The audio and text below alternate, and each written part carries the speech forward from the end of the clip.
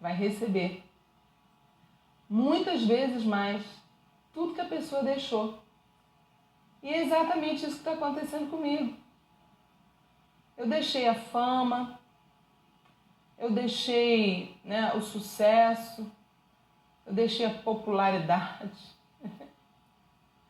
Ó, também está em Marcos, ó, em Marcos capítulo 10, verso 29, olha, lá em Marcos, ó.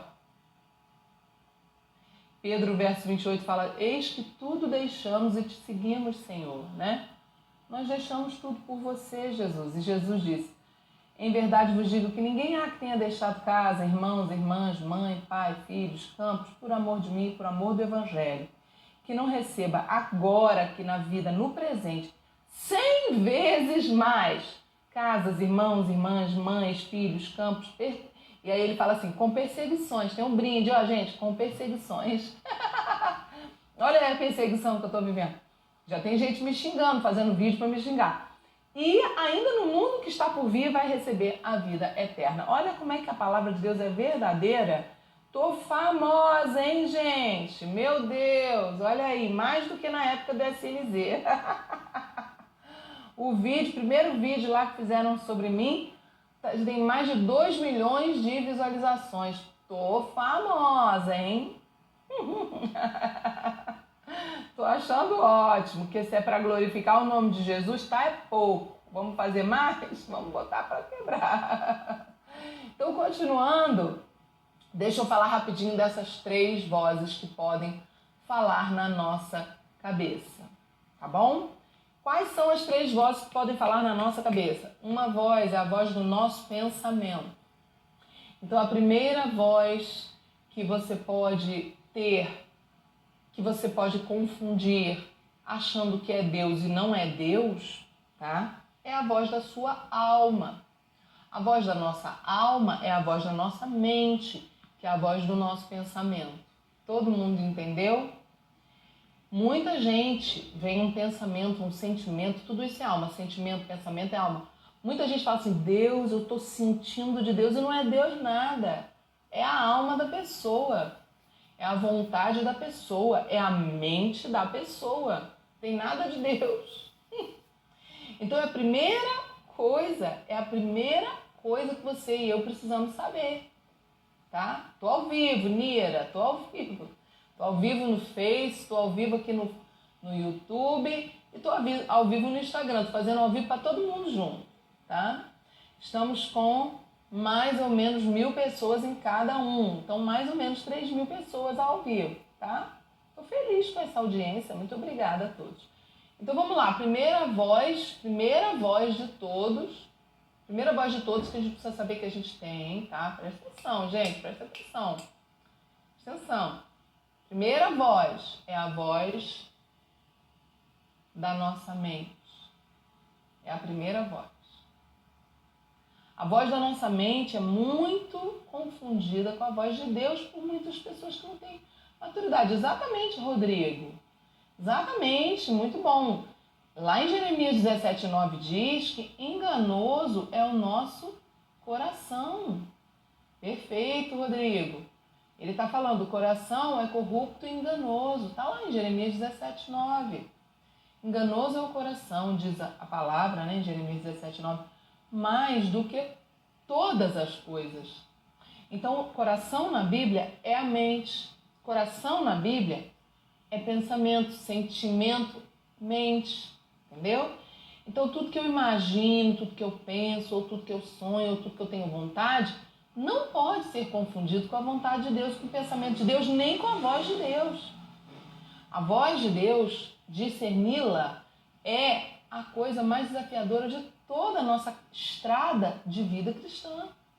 Porque ainda que a gente seja crente maduro, crentes maduras e maduros, a gente sempre vai estar tendo dificuldade para discernir, porque a nossa alma é enganosa. E a nossa alma quer nos enganar, quer fingir se passando por voz de Deus, para a gente fazer o que a nossa carne e a nossa alma quer, entendeu? Vocês estão me entendendo ou não? Então essa é a primeira voz que nós podemos ouvir. Pegaram? Qual é a primeira voz? A voz da nossa mente, da nossa alma. Beleza. Segunda voz que pode falar com a gente, beleza? É a voz de Deus. Lógico, Deus pode falar com a gente. E é maravilhoso quando Deus fala, mas discernir quando é Deus não é fácil, tá? Terceira voz que pode falar com a gente é a voz do diabo. É a seta do maligno. São os dardos inflamados do maligno, como está escrito na palavra de Deus em Efésios 6. Como é que você sabe? Aonde que está na Bíblia? Um monte de texto, mas eu vou te mostrar, por exemplo, quando Jesus estava ao lado de Pedro. Quando Jesus estava ao lado de Pedro, vocês lembram? Então, Jesus estava ao lado de... Na verdade, não era só de Pedro, era de vários discípulos. E, de repente, Jesus começa a falar que ele tem que ir para a cruz, que ele tem que ir para a cruz, que ele tem que ir para a cruz. Lá em Mateus 16 e Marcos 8, os dois têm. Mateus 16, 23, acontece a situação onde Jesus manda o diabo sair apontando para Pedro. Olha só, no verso 22, Pedro, chamando Jesus num cantinho à parte, começou a reprovar Jesus, dizendo assim: ô Senhor, tem compaixão de ti mesmo, para com isso, do negócio de ir para a cruz. Para com isso, de modo algum isso vai te acontecer, você não vai sair para a cruz. Pedro não sabia o que estava falando, a cruz era o resgate pela minha vida, pela tua vida, pela nossa vida. A cruz, perdão gente, que eu esbarrei no microfone. A cruz era, o que era a cruz?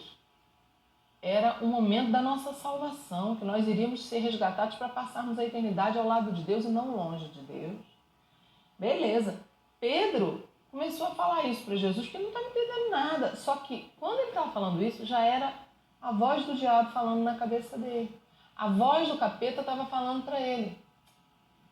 Como é que você sabe que era a voz do capeta, Sara? Como é que você sabe? Jesus vai dizer no verso 23, Mateus 16, 23, ó. Mas Jesus, voltando-se, virou para Pedro, virou para Pedro e disse para Pedro, está escrito aqui, arreda Satanás, sai, ele falou, tu és para mim a pedra de tropeço, porque você não cogita das coisas de Deus, sim das coisas dos homens. Jesus repreendeu o diabo em Pedro. Quando Jesus fala isso, Jesus está dando para a gente uma dica de dizendo que o diabo falou na cabeça de Pedro. Vocês estão me entendendo ou não? Quem está me entendendo? Então, são 3 vozes que podem falar com a gente. A voz da nossa mente, a voz de Deus e a voz do diabo. E em toda a nossa carreira e nossa vida cristã, em toda a nossa estrada de vida cristã, a coisa mais difícil é discernir essas 3 vozes. Por isso que relacionamento que começa, vamos orar para ver se é de Deus, não é seguro. A primeira coisa não é orar, a primeira coisa é ficarem amigos. Por quê? Porque você já elimina a parte da alma. Você já elimina a dúvida das afinidades de alma. Pronto, somos amigos e a nossa amizade flui muito bem. É uma delícia estar conversando com essa pessoa. É maravilhoso. Nossa comunhão de amizade é maravilhosa. Então, pronto, já eliminei essa primeira parte. Temos sim comunhão de amigos. Aleluia. Agora vamos orar? Vamos. Pronto. Quem está pegando?